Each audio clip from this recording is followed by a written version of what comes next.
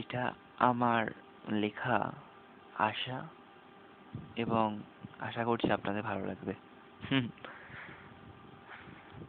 আমি জানি না যে কেন তুমি আমাকে ভালোবাসো না, কিন্তু আমি জানি যে আমি তোমার একদিন হবই।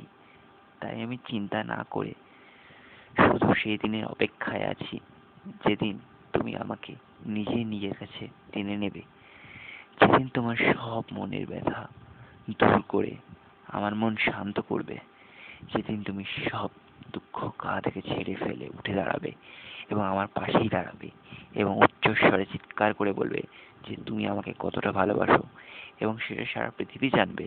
এবং আমি আজই শুধু সেই দিনটির অপেক্ষায়।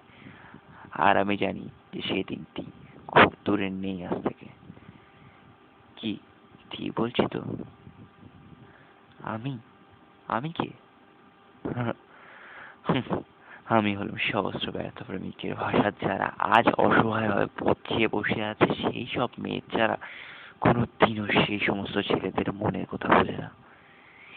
কিন্তু আমাদের কাছে তিনটে জিনিসই আছে করার মতো, তা হলো বিশ্বাস, অপেক্ষা ও আশা।